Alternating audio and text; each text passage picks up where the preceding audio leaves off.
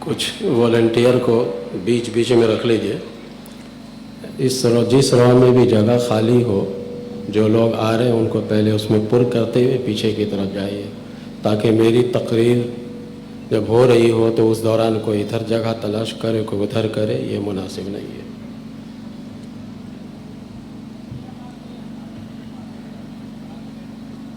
بسم اللہ، جہاں جہاں بیچ میں جگہ خالی ہو نا اس کو پر کر لیں۔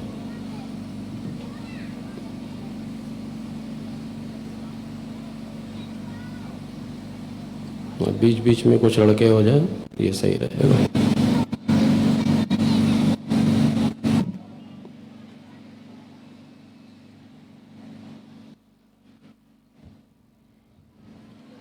الحمدللہ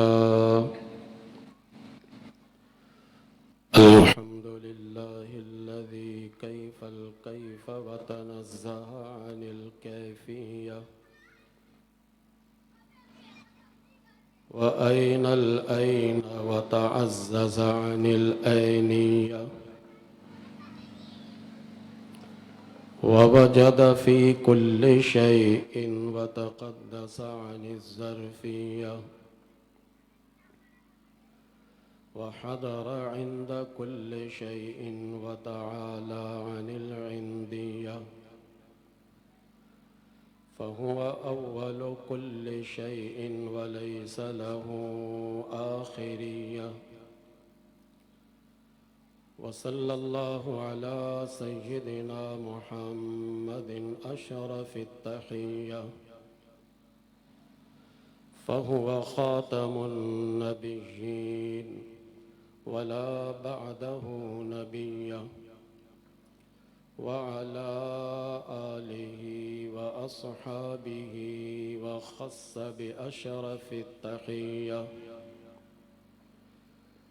أما بعد فأعوذ بالله من الشيطان الرجيم بسم الله الرحمن الرحيم ورهبانية ابتدعوها ما كتبناها عليهم إلا ابتغاء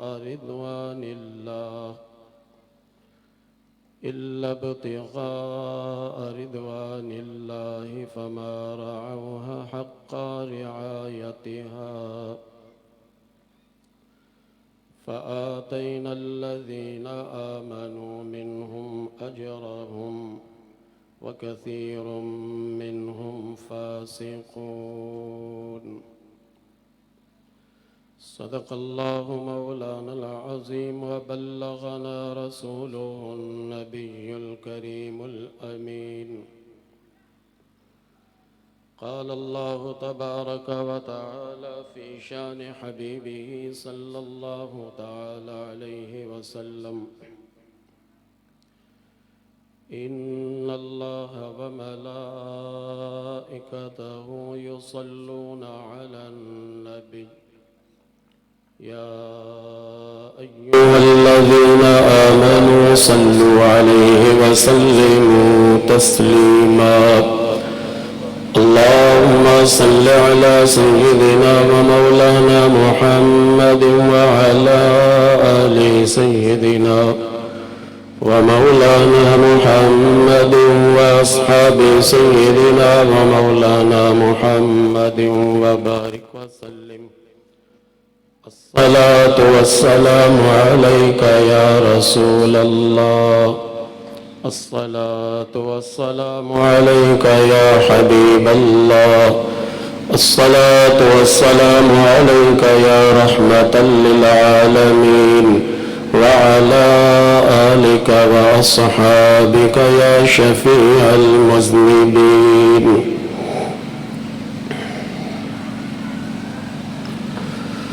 حمد و صلاة کے بعد میں اور آپ سالانہ عظیم الشان محفل میلاد النبی صلی اللہ تعالی वबारक अलैहि व अस्हाबिही वसल्लम में बैठे हैं। हमारे और आपके इल्म में है कि हर साल इस अजीम शान महफिल पाक का इनेकाद बड़ी अक़ीदत, बड़ी मोहब्बत और बड़े खुलूस के साथ अख़ी मोहतरम जनाब मोहम्मद नवेज़ शरीफ साहब और उनके अहबाब करते हैं।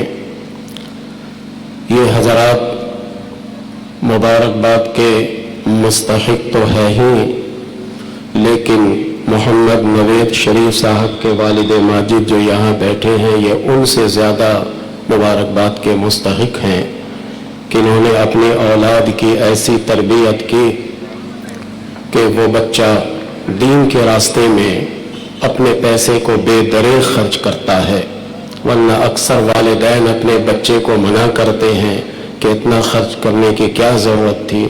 तो वो भी मुबारकबाद के मुस्तहिक है और उनके वालिद माजिद जो अभी यहाँ मोहम्मद शरीफ साहब तशरीफ़ फरमा हैं, एमरजेंसी में ये इस्लामाबाद से इस महफिल को अटेंड करने के लिए तशरीफ़ लाए हैं, ये भी मुबारकबाद के मुस्तहिक हैं।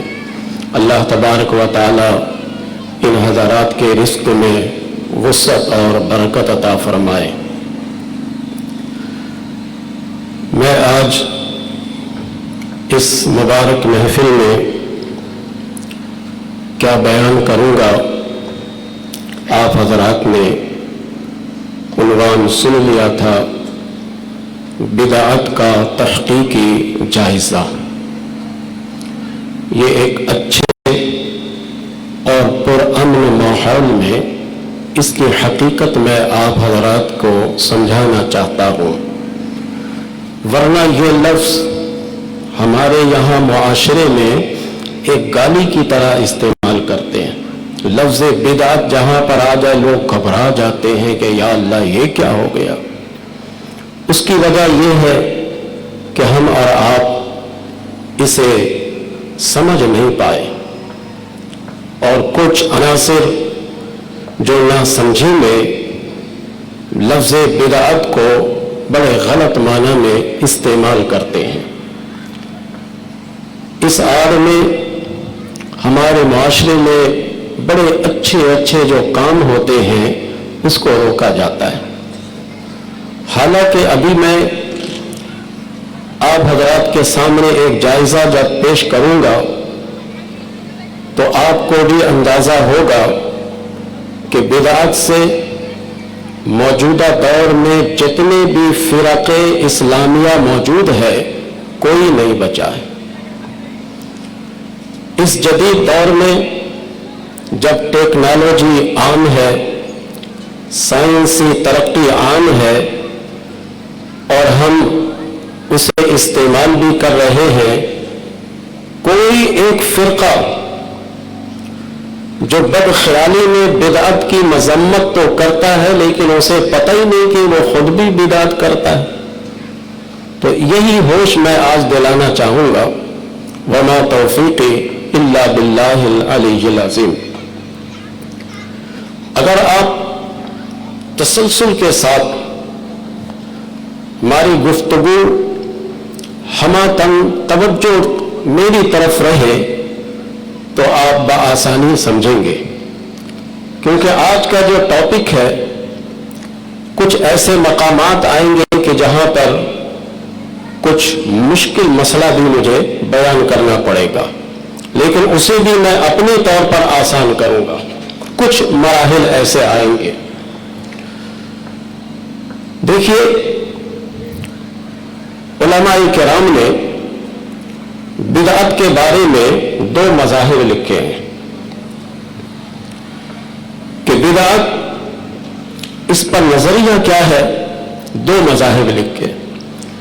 बिदअत की तारीफ तो मैं करूंगा नहीं, इसलिए कि बिदअत की तारीफ एक नहीं है, मुतअद्दिद है। जिस तरह आज तक इल्म की तारीफ कमा हक़्क़ुहु नहीं हो सके, यहां तक कि علامہ فخر الدین رازی رحمت اللہ تعالی علیہ جیسی شخصیت، انہوں نے آخر میں یہ کہا ہے کہ علم کی تعریف ہو ہی نہیں سکتی۔ تقریباً 200 تعریفات علم کے کتابوں میں موجود ہیں، لیکن ہر تعریف میں کچھ نہ کچھ تشنگی باقی رہتی ہے۔ پھر دوسرا امام پھر الگ تعریف کرتا ہے، تیسرا امام پھر الگ تعریف کرتا ہے۔ یہی حال بدعت کی تعریف میں ہے کہ ایک امام بدعت کی ایک تعریف کرتا ہے، لیکن کچھ سقم اس میں رہتا ہے تو کوئی دوسرا امام پیش کرتا ہے، پھر اس کے اندر کچھ کمی رہ جاتی ہے تو پھر تیسرا امام ایک الگ تعریف پیش کرتا ہے۔ اس لیے آج تک روز جب میں یہ گفتگو کر رہا ہوں بدعت کی تعریف پر کما حقہ مطمئن ائمہ حضرات نہیں ہے۔ اس لیے میں بدعت کی تعریف کی طرف نہیں جاؤں گا، بدعت کے تقسیم کی طرف آتا ہوں کہ اس پر مذاہب کیا ہے۔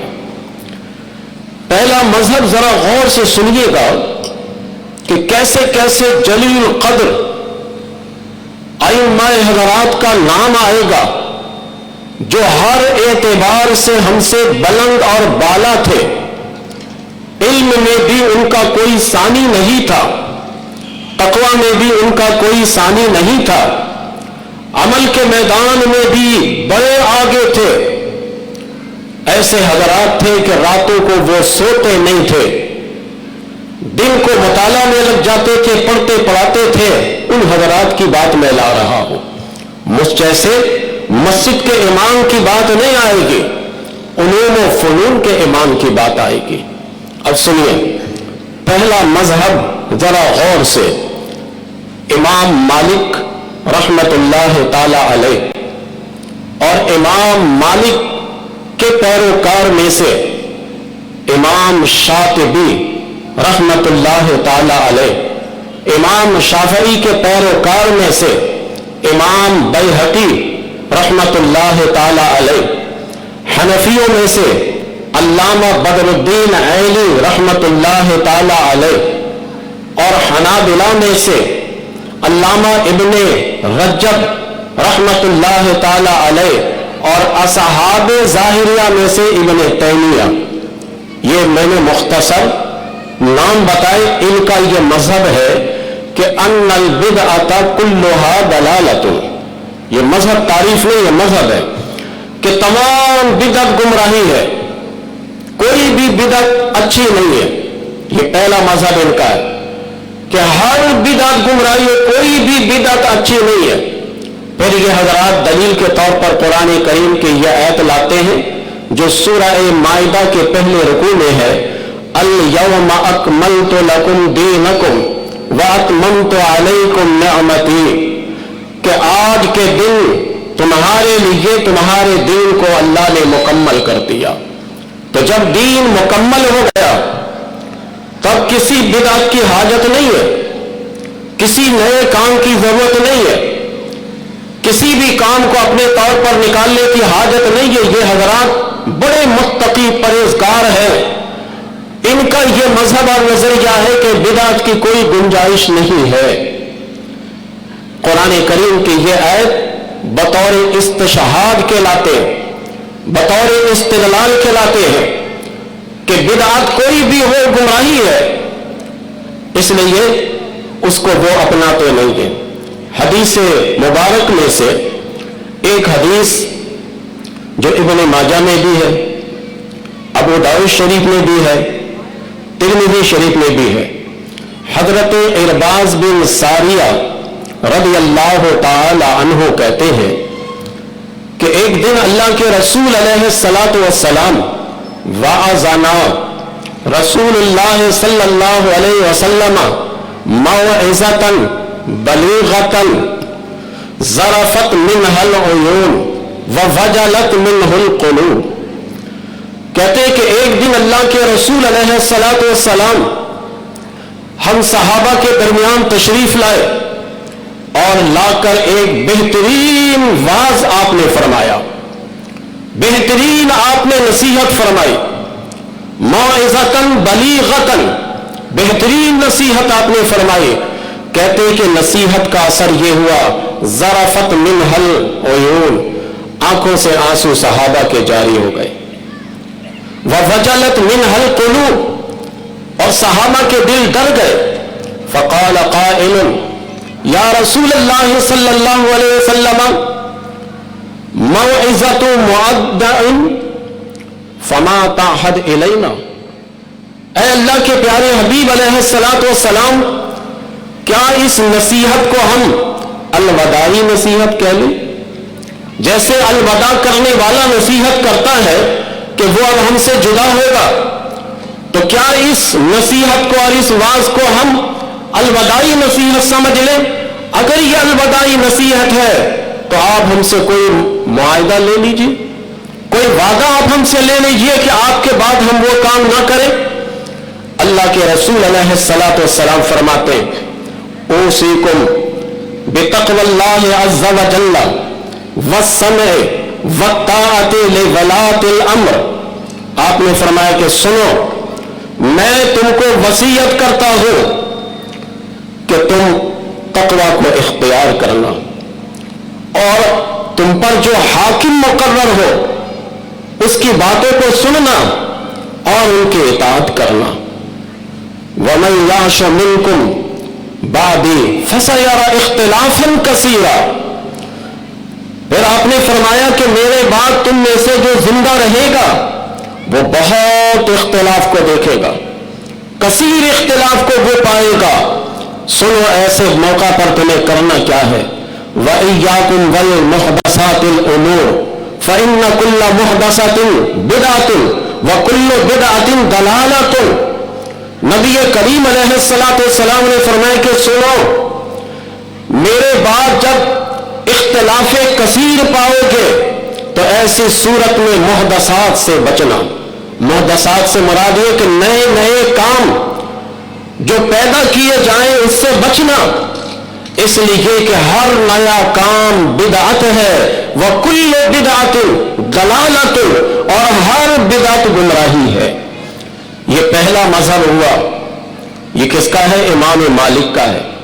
امام مالک کے مذہب کے تحت میں باقی تین امام کے مقلد یہ آگے اپناتے ہیں، مثلا امام بیہقی امام شافعی کے مقلد ہیں، اور اس کے بعد علامہ بدر الدین عینی یہ ہمارے امام ابو حنیفہ رحمۃ اللہ تعالی علیہ کے مقلد ہے۔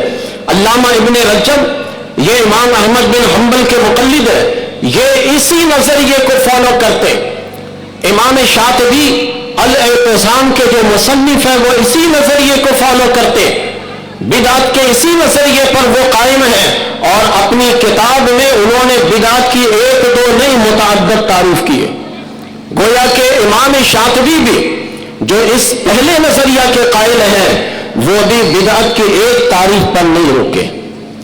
ان کی ایک تعریف ایسی ہے کہ جس سے پتہ لگتا ہے کہ دین میں کوئی کام ایجاد ہو تو وہ صرف بدعت ہے۔ پھر جب دوسری تعریف اسی کتاب الاعتصام میں لکھتے ہیں تو اس سے پتہ لگتا ہے کہ کوئی کام بھی ہو، چاہے وہ دین کا کام رہے چاہے وہ دنیا کا کام رہے، کوئی بھی کام ایجاد ہو تو وہ بدعت ہے۔ یہ پہلا نظریہ تھا۔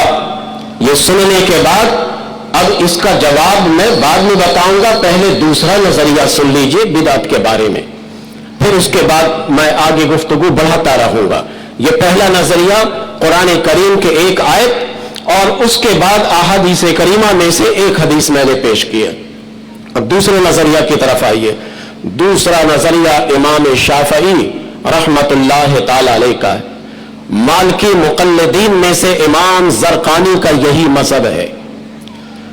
مالکی مذہب میں سے امام زرقانی رحمت اللہ تعالی علیہ، انہوں نے المواہب اللدنیہ کی بہترین شرح لکھی ہے جو شرح زرقانی کے نام سے ہی مشہور ہے، بڑی شاندار شرح انہوں نے لکھی۔ ان کا نظریہ بھی یہی ہے۔ حنفیوں میں سے علامہ ابن عابدین، جسے ہم امام شامی فتاوی شامی ان کی کتاب ہے اس نام سے ان کو پہچانتے ہیں، علامہ ابن عابدین، یہ ان کا بھی یہی نظریہ ہے۔ حنابلہ میں سے علامہ ابن جوزی، ان کا بھی یہی مذہب ہے، اور اصحاب ظاہرہ میں سے علامہ ابن حزم جن کی بڑی شاندار کتاب ہے المحلہ بالآثار. جو اہل علم حضرات ہیں وہ جانتے ہیں کہ بڑی شاندار کتاب ہے المحلہ بالآثار. یہ دوسرے نظریے میں یہ حضرات ہیں، بڑے بڑے پائے کے یہ لوگ ہیں. امام شافعی 4 امام میں سے خود یہ ہیں. پھر امام مالک کے ماننے والوں میں سے امام زرقانی جیسی شخصیت اس دوسرے نظریے میں ہے. پھر ہم حنفیوں میں سے جن کے فتاوی شامی سے ہم فتویٰ میں عبارت نقل کرتے ہیں. اتنا اعتماد ہے امام شافعی پر، علامہ ابن عابدین پر. کون سا دارالفتہ ہے حنفیوں کا جس پر ان کے کتاب فتاوی شامی سے عبارتیں نقل نہ کی جاتی ہوں؟ وہ اسی دوسرے نظریے میں ہیں. اور اس کے بعد علامہ ابن جوزی رحمت اللہ تعالی علیہ جو کہ سرکار غوث پاک کے ہم عصر ہیں، ان کا بھی یہی نظریہ ہے. اور اصحاب ظواہر سے مراد یہ کہ جو کسی کی تقلید نہیں کرتے. علامہ ابن حزم ان کا یہ دوسرا نظریہ کیا ہے سنیے. دوسرا نظریہ یہ ہے کہ کل حادث لم یوجد فی الکتاب والسنت سواء اکان فی العبادت عن العادات سواء اکان مذموما او غیر مذموم. کہتے کہ ہر ایجاد، ہر نیا کام جو کتاب اور سنت میں نہ ہو وہ بدعت ہے، چاہے وہ عبادات میں سے ہو چاہے وہ عادات میں سے ہو. عبادت تو وہ جو ہم کرتے، عادت وہ ہے جو ہماری فطرت ہوتی، نیچر ہوتی، رہنے سہنے کا طور طریقہ ہوتا ہے، سلیقہ ہوتا ہے، چاہے یہ مضمون ہو یا غیر مضمون ہو. یہ دوسرا نظریہ ہے اور بڑے بڑے جلیل القدر نام میں نے آپ کے سامنے لائے. تحقیقی جائزہ اسی وقت ہوگا جب ہم انصاف سے بیلنس سے دونوں کام کریں. اب یہ دوسرے نظریے کے مطابق ان کے دلائل کیا ہیں؟ قرآن کریم کی پہلی آیت دلیل کے طور پر یہ لاتے ہیں جس کی تلاوت میں نے خطبہ کے بعد کی تھی. یہ سورہ حدید کی آیت ہے، آیت نمبر 27. اس کا وہ اتنا حصہ میں نے پڑھا ہے جتنے حصے سے ہمارے عنوان سے مناسبت ہے. وَرَهْبَانِيَّةً نِبْتَدَعُوهَا مَا كَتَبْنَاهَا عَلَيْهِمْ، اور انہوں نے رہبانیت ایجاد کی. ما كتبناها علیہم، ہم نے ان پر رہبانیت فرض نہیں کی تھی. الا ابتغاء رضوان اللہ، سوائے اس کے کہ اللہ کی خوشنودی کے اور کوئی ان کا مقصد نہیں تھا. الا ابتغاء رضوان اللہ، اللہ کی خوشنودی کے لیے انہوں نے رہبانیت ایجاد کی جو ان کے کتاب میں جن کا عطا پتہ نہیں تھا. فما رعوها حق رعایتها، تو انہوں نے ایجاد تو کر لی رہبانیت، لیکن جو رہبانیت کا حق تھا وہ حق ادا نہیں کر سکے. فآتینا الذین آمنوا منہم اجرہم، ہم نے ان میں سے جو ایماندار تھے ان کو ان کا اجر دیا. وکثیر منہم فاسقون، ان میں اکثر فسق و فجور کرنے والے تھے، اکثر بھٹکنے والے تھے، اکثر نامرادی کے کام کرنے والے تھے. یہ تو آیت کا ترجمہ ہوا، پس منظر سنیے گا ذرا. ایک عرصہ دراز گزرا، حضرت عیسیٰ علیہ السلام کو زندہ آسمان پر اٹھایا گیا. ہمارا مذہب اسلام میں عقیدہ یہ ہے، زندہ اٹھایا گیا. حضرت عیسیٰ علیہ السلام کے اٹھانے کے بعد پے در پے بادشاہ آتے رہے، یہاں تک کہ 250 عیسوی میں، یعنی عیسیٰ علیہ السلام کے اٹھانے کے 250 کے بعد ایک ایسا بادشاہ آیا جو بت پرستی پر زبردستی عیسائیوں کو مائل کرتا تھا، اور جو بت پرستی کی طرف مائل نہیں ہوتے تو اسے وہ ذب و کوب کرتا، جیل میں ڈال دیتا. اب عیسائی جو ان کے بڑے بڑے تھے، پادری تھے، ان کے جو رہنما تھے، وہ آپس میں سر جوڑ کر بیٹھے کہ بھئی یہی حال رہا تو 50 سال یا 100 سال کے بعد عیسائی مذہب کا نام و نشان ہی نہیں رہے گا.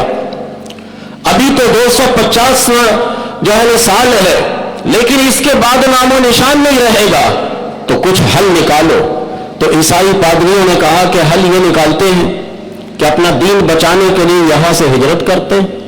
تو انہوں نے کہا کہ ایسا کرتے کہ تم مشرق کی طرف جنگل میں نکل جاؤ، اللہ اللہ کرو، اور انتظار کرو کہ یہ بادشاہ ختم ہو جائے تو ہم واپس پلٹیں گے. کچھ کو کہا کہ تم مغرب کی طرف نکل جاؤ، کچھ سے کہا کہ تم شمال کی طرف نکل جاؤ، کچھ سے کہا کہ تم جنوب کی طرف نکل جاؤ اور جا کر وہاں اللہ اللہ کرو.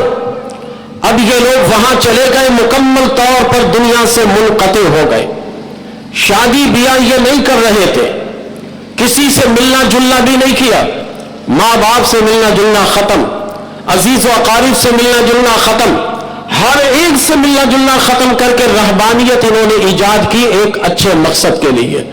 قرآن کریم کی آیت اسی کے بارے میں نشاندہی کر رہی ہے کہ وَرَهْبَانِيَّةً ابْتَدَعُوهَا مَا كَتَبْنَاهَا عَلَيْهِمْ، انہوں نے رہبانیت ایجاد کی جسے ہم نے ان پر فرض نہیں کیا تھا. إِلَّا ابْتِغَاءَ رِضْوَانِ اللَّهِ، انہوں نے اللہ کی رضا کے لیے اس کام کو ایجاد کیا تھا. فَمَا رَعَوْهَا حَقَّ رِعَایَتِهَا، لیکن ایجاد کرنے کے بعد جو اس کا حق تھا وہ حق ادا نہیں کر سکے. قرآن کریم کا ترجمہ اردو کرنے کے بعد آپ کے سمجھ میں بھی بات آ رہی ہوگی کہ اللہ تبارک و تعالیٰ نے ان کے ایجاد کردہ کام کی مذمت نہیں فرمائی. انہوں نے رہبانیت ایجاد کی، یعنی بدعت نہیں ہے، رہبانیت ایجاد کی. رہبانیت کی مذمت اللہ قرآن میں نہیں کر رہا ہے، بلکہ ایجاد کرنے کے بعد اس کو نہ نبھانے کی مذمت کر رہا ہے. تو گویا کہ قرآن کریم کی یہ آیت بتا رہی ہے کہ اگر کوئی ایسا کام جو شریعت کے دائرے میں رہتے ہوئے شریعت کے اصول اور ضابطہ کے مطابق ایجاد کیا جائے اور اس کو نبھایا جائے تو وہ کام جائز ہے، وہ کام جائز ہے. آیت بتا رہی ہے. یہ دوسرا نظریہ، دوسرے فریق کا نظریہ میں بتا رہا ہوں کہ وہ یہ اس آیت سے کہتے ہیں کہ دیکھو قرآن کا ایک اسلوب ہے. قرآن کریم جب ماضی کے امتوں کی کوئی بات کو نقل کرے اور نقل کر کے اس کی مذمت کر دے تو گویا کہ وہ کام ہمارے لیے بھی ناجائز ہے. لیکن اگر ایام ماضیہ کی کسی امت میں سے کسی بھی امت کا کوئی کام نقل کرے اور نقل کرنے کے بعد اس کی مذمت نہ کرے تو اس کا مطلب ہے کہ وہ کام ہمارے لیے بھی جائز ہے. تو گویا کہ ایک نیا کام جو اللہ کی خوشنودی کے لیے رہے، اللہ کی رضا کے لیے رہے، اللہ کے پیارے حبیب علیہ الصلاۃ والسلام کی رضا کے لیے رہے اور نیک مقصد کے لیے وہ کام ایجاد کیا جائے تو قرآن کریم اس کی مذمت نہیں کر رہا ہے. قرآن تو مذمت کر رہا ہے. فما رعوها حق رعایتها، انہوں نے کام کو ایجاد تو کر لیا لیکن اس کو نبھا نہیں سکے.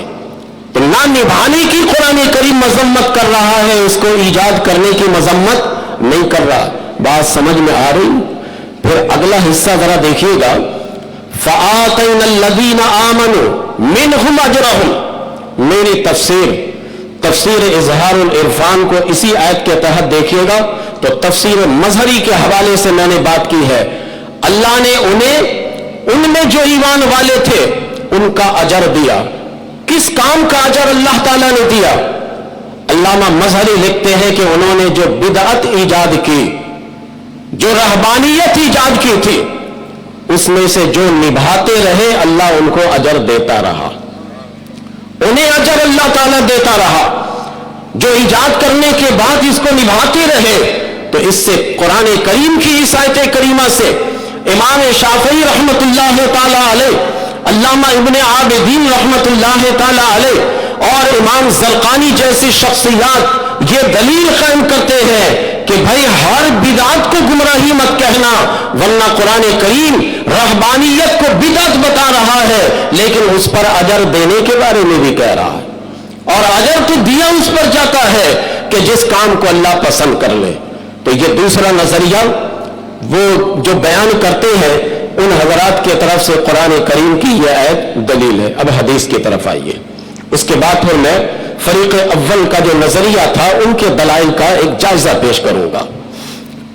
حدیث شریف کی طرف آئیے جو بخاری شریف میں موجود ہے. حضرت عمر رضی اللہ تعالی عنہ ایک دن مسجد تشریف لائے. دیکھا کہ کچھ لوگ اس طرف نماز پڑھ رہے ہیں، کچھ لوگ اس طرف نماز پڑھ رہے ہیں، الگ الگ پڑھ رہے تھے. اور ماہ رمضان میں تراویح کی نماز تو آپ نے سب کو ایک امام کے ساتھ ایک امام کی اقتداء میں یکجا کیا. حضرت ابی بن کعب رضی اللہ تعالی عنہ بڑا اچھا قرآن پڑھتے تھے.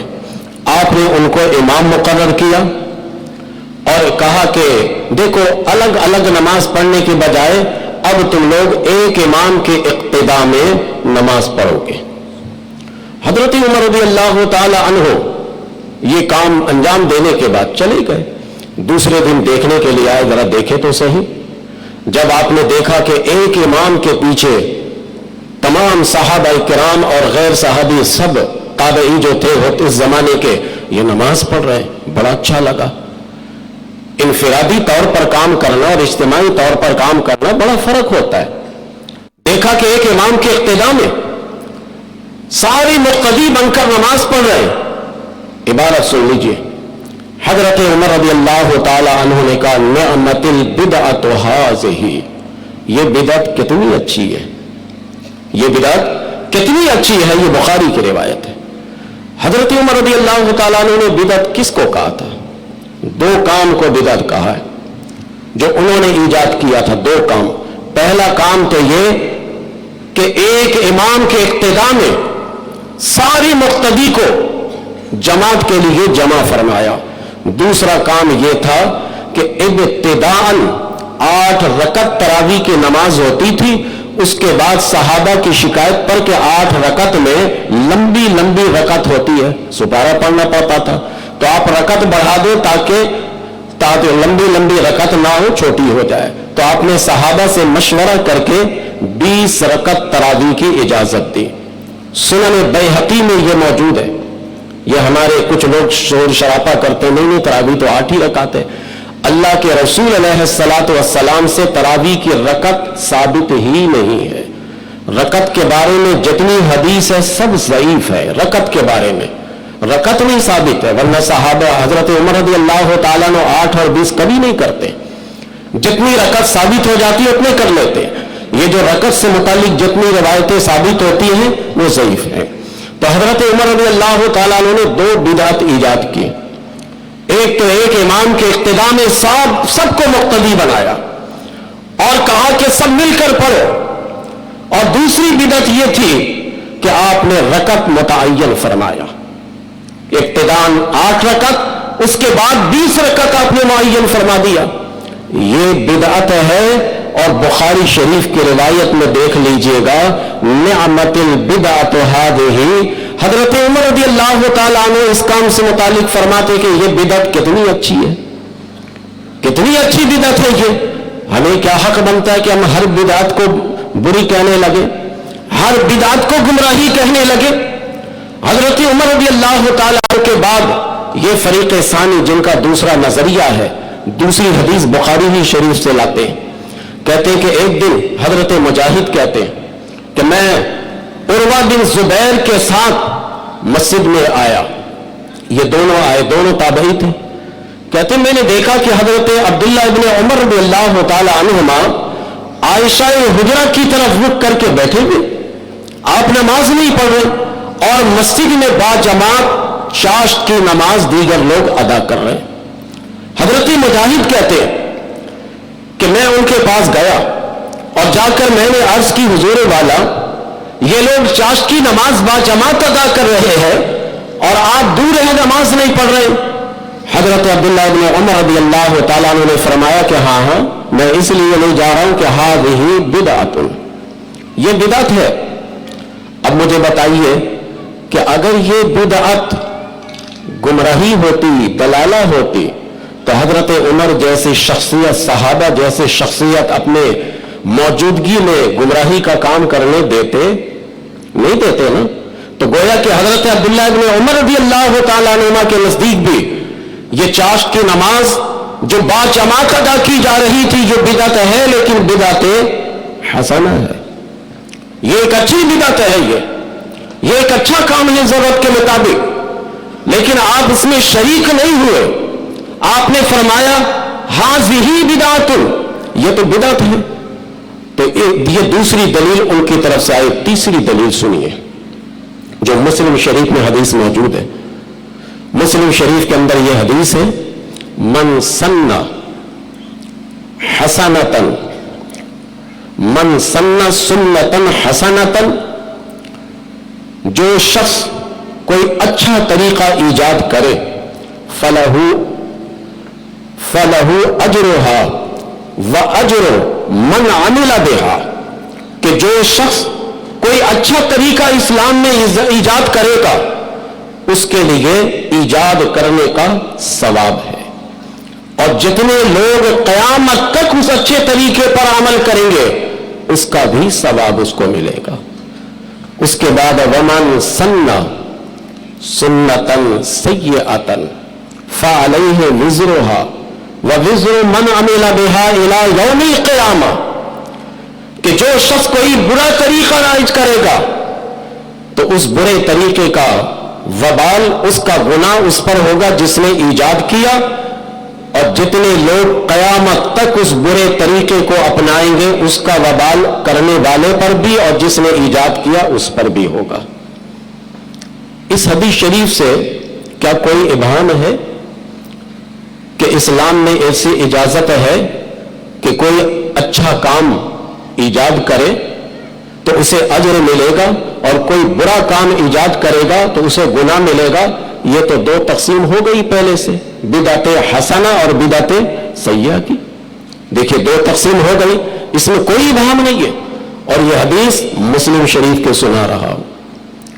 من سن سنتن حسنتن فلہ اجرہا واجر من عمل بہا، یہ پہلا طریقہ ایجاد کرنے پر ہے۔ اگر کوئی سنت کے مطابق، کوئی کتاب اللہ کی روشنی میں کوئی شخص اگر سنت رسول اللہ صلی اللہ علیہ وسلم کی روشنی میں کوئی کام ایجاد کرے اور اس کو اجازت نہیں ہے تو اس کا مطلب کیا نکلے گا، اس کا مفہوم کیا نکلے گا؟ تو اس سے پتہ لگا کہ کوئی بدعت جو ایک اچھائی کی طرف ہمیں لے کر جائے۔ آپ کے ذہن میں جتنے سوالات آ رہے ہوں گے نا، ابھی تو وہ سلسلہ شروع نہیں کیا ہے، آئے گا۔ ابھی جتنی بات میں کرتا جا رہا ہوں اسی طرح آگے بڑھتے جائیے، جو سوالات آپ کے ذہن میں آ رہے ہوں گے نا اس کا جواب بھی ابھی میں بتاؤں گا، ابھی تو میں آگے چل رہا ہوں۔ یہ دوسرے گروہ کا جو نظریہ ہے ان کی دلیل پر بات کر رہا ہوں، ٹھیک ہے نا؟ کوئی اچھا طریقہ ایجاد کرے گا تو اسے بھی اجر ملے گا، اور قیامت تک جو لوگ اس پر عمل کریں گے اسے بھی اس کا اجر دیا جائے گا، اور جو برا طریقہ ایجاد کرے گا اسے بھی گناہ دیا جائے گا، اور قیامت تک جو لوگ اس پر عمل کریں گے اس کو بھی گناہ دیا جائے گا۔ تو یہ دو طریقے اخذ ہو رہے ہیں یا نہیں ہو رہے ہیں حدیث شریف سے؟ اب یہ دونوں نظریہ ہمارے اور آپ کے سمجھ میں آ گیا، یہ ہمارا نہیں ہے، آپ کا نہیں ہے، کسی اور کا نہیں ہے، یہ بڑے بڑے جلیل القدر قسم کے ائمہ حضرات ہیں۔ اب یہ دوسرے گروہ میں ایک امام ہے جو علامہ عز الدین بن عبد العزیز بن عبد السلام، ان کا انتقال ہوا ہے سن 660 ہجری میں، یہ نام بھی نوٹ کر لیں، علامہ عز الدین بن عبد العزیز بن عبد السلام، ان کا انتقال ہوا ہے سن 660 ہجری میں، اور اعلی حضرت امام اہل سنت مولانا شاہ احمد رضا خان فاضل بریلوی رحمت اللہ تعالی علیہ کا انتقال ہوا ہے 1340 ہجری میں۔ اب آپ کے پاس کیلکولیٹر ہے، موبائل ہے، اس سے آپ ذرا سا فرق نکال لیجئے، 600 سال سے زیادہ کا فرق ہے۔ یہ جو الزام ہمارے نادان دوست لگاتے ہیں نا، یہ بریلویوں نے نکالا ہے۔ اب عز الدین رحمت اللہ تعالی علیہ بدعت کی تقسیم کرتے ہیں، ٹھیک ہے نا؟ میں نے یہ حوالے اس لیے بتائے کہ یہ ہم پر الزام مت لگائیے گا، یہ کسی بریلوی کی طرف سے تقسیم نہیں ہو رہی۔ کتاب کا نام بھی سنیے، اصل کتاب کا نام ہے القواعد الکبریٰ، لیکن مشہور ہے اہل علم کے یہاں قواعد الاحکام فی اصلاح الانام، اس نام سے مشہور ہے یہ کتاب، اور یہ بیک وقت اصول کی کتاب ہے اور اس کے اندر فقہ بھی ہے، اور اس کے مصنف سن 660 ہجری میں انتقال کر گئے۔ ہے بریلویوں کا وجود؟ کوئی کہہ سکتا ہے کہ اعلی حضرت رحمت اللہ تعالی علیہ نے یہ بدعت کو ایجاد کرتے ہوئے یہ تقسیم کی ہے؟ نہیں نہیں، جو لوگ کتابوں کا مطالعہ کرتے نہیں ہے نا، وہ اسی بات کرتے۔ میں یہی تو دعوت فکر دینے کے لیے بیٹھا، یہی آپ کو سمجھانے کے لیے بیٹھا ہوں کہ آپ غور سے سنیں۔ میرے اعلی حضرت اور عز الدین کے درمیان 600 سال سے بھی زیادہ کا فاصلہ ہے۔ اب ان کی کتاب القواعد الکبریٰ میں، اور یہ پہلے گروہ میں، دوسرے گروہ میں شامل ہے، وہ کہتے ہیں کہ بدعت کی 5 قسمیں ہیں۔ میں نے کہا تھا نا کہ تعریف نہیں کروں گا، تقسیم بتا دوں گا۔ اس سے کون آج کل کا فرقہ بچ سکتا ہے؟ ایسے پرفتن دور میں کون سا فرقہ جو بدعت سے بچے گا؟ جو بدعت کی نفی کر رہا وہ بھی لا علمی میں، اسے پتہ نہیں کہ وہ بھی بدعت کا مرتکب ہے۔ کون سے آدمی، کون سا فرقہ بچ سکتا ہے؟ علامہ عز الدین رحمت اللہ تعالی علیہ بدعت کی تقسیم کرتے ہوئے کہتے ہیں کہ بدعت کی پہلی قسم ہے بدعت واجبہ۔ واجبہ سے مراد یہ ضروری، کرنا ہی کرنا ہے۔ ایک تو واجبہ کا مطلب یہ ہوتا ہے کہ نہ کریں تو گناہ گار ہوں گے، اور ایک واجبہ کا مطلب ہے کہ ضروری۔ بدعت واجبہ ہے ایک بدعت واجبہ، اس کی پھر مثال وہ دیتے ہیں کہ جیسے ہم علم نحو پڑھتے ہیں، علم صرف پڑھتے ہیں، اسی طرح ہم اصول کی کتابیں پڑھتے ہیں۔ ان تمام کو جب تک ہم نہیں پڑھتے ہیں، کتاب اللہ کی تفہیم نہیں آتی، سنت رسول اللہ صلی اللہ علیہ وسلم کی تفہیم نہیں آتی۔ علم نحو پڑھنے کا مقصد یہ ہے کہ ہم قرآن و حدیث کو سمجھیں۔ اس لیے قرآن و حدیث کو سمجھنے کے لیے ضروری ہے کہ آپ علم نحو کو پڑھیں، اور یہ بدعت واجبہ ہے۔ نہ کسی صحابی نے تعلیم حاصل کی علم نحو کی، نہ اللہ کے رسول علیہ الصلوۃ والسلام کے دور میں یہ تعلیم تھی، یہ تعلیم تو بعد میں ہے۔ لہذا یہ علم نحو کی تعلیم، علم صرف کی تعلیم، یہ ہے بدعت واجبہ ہے۔ لیکن جب ہم یہ پڑھتے ہیں تو ہمیں قرآن کریم کی تفہیم حاصل ہوتی ہے۔ ایک شخص کہہ رہا تھا کہ بھئی خود قرآن کریم کا ترجمہ پڑھو، خود قرآن کو سمجھو۔ میں نے پہلی بات اس سے یہ کی کہ قرآن عربی میں ہے، آپ ماشاءاللہ انگلش خوب جانتے ہیں، انگلش کہتے ہیں، عربی جانتے ہو؟ کہا نہیں۔ پھر قرآن تو عربی میں۔ آپ کہہ رہے تھے نا کہ کسی ملا، کسی مولوی، کسی عالم کے پیچھے مت جاؤ، ان کی باتوں کی طرف مت جاؤ۔ اچھا ٹھیک ہے، آپ قرآن کریم سے خود نکالیے گا، بخاری سے خود مسئلہ نکالیے گا۔ قرآن عربی میں ہے، بخاری عربی میں ہے، اب کیا کریں؟ کا ترجمہ پڑھیں گا، وہ تو کسی مولوی صاحب کا ہوگا، ترجمہ بھی تو کسی عالم دین کا ہی ہوگا نا۔ پھر بھی آپ محتاج تھے، لیکن پھر بھی اگر آپ ترجمہ سے مسئلہ سمجھ سکتے ہیں تو میں ایک دو بات آپ سے عرض کرتا ہوں علم نحو کی بات۔ پہلی بات یہ ہے کہ آپ ترجمہ کیجئے الحمدللہ رب العالمین۔ کیا ہے اس کا ترجمہ؟ فوراً بولا، آسان ہے نا یہ۔ تمام تعریف اللہ کے لیے جو سارے جہان کا رب ہے۔ میں نے کہا ٹھیک ہے۔ تمام کس لفظ کا آپ نے ترجمہ کیا؟ اب مجھے دیکھ رہا تھا وہ، میں نے کہا تمام کس لفظ کا ترجمہ کیا مجھے بتا دو بھائی۔ حمد کے معنی ہے تعریف، یہ تو بات سمجھ میں آ گئی۔ للہ، اللہ کے لیے، یہ بات بھی سمجھ میں آ گئی۔ رب کے معنی بھی آپ نے کر دیا، عالمین سب کے معنی ٹھیک ہے۔ اب یہ تمام تعریف اللہ کے لیے، یہ کس لفظ کا ترجمہ ہے؟ اب مجھے دیکھنے لگا، میں نے کہا اے نادان، اسی کے لیے علم نحو پڑھنا پڑتا ہے۔ لام کبھی استغراق کے لیے آتا ہے، لام کبھی جنس کے لیے آتا ہے، لام کبھی عہد خارجی کے لیے آتا ہے، لام کبھی عہد ذہنی کے لیے آتا ہے۔ 4 طرح سے کلام عرب میں لام آتا ہے۔ اگر اس لام کو سمجھ لو تو اسلام سمجھ میں آ جائے۔ تم کہتے ہو کہ ہم ترجمہ کر کے، ترجمہ پڑھ کر اسلام کو سمجھ لیں گے، اس بدعت کو اپنائے بغیر قرآن سمجھ لے سکتے تم۔ انصاف کا پلہ کبھی نہیں چھوڑیے گا، آپ انصاف سے بات کریں۔ میں نے کہا الحمد، اس پر جو حمد پر لام ہے نا، اس کا معنی تمام کیا جاتا ہے، اور یہ تمام کرنے کے لیے معنی علم نحو کو پڑھنا اور سیکھنا پڑتا ہے۔ پھر وہ مجھے دیکھنے لگا، میں نے کہا سمجھ میں آ گئی بات؟ اس بدعت واجبہ کے بغیر تو قرآن کا نہ ترجمہ سمجھ سکیے گا. جب ترجمہ ہی نہیں سمجھ سکیں گے تو آگے مفاہیم کیا سمجھیے گا, آگے تشریح کیا سمجھیے گا. میں نے کہا پھر دوسرا اعتراض ہے. دوسرا اعتراض یہ ہے کہ آپ نے ترجمہ کیا, تمام تعریف اللہ کے لیے. کہاں؟ میں نے کہا کون سا ایسا فرقہ ہے جو اپنے عالم کی تعریف نہیں کرتا ہے, مجھے اس کا نام بتاؤ.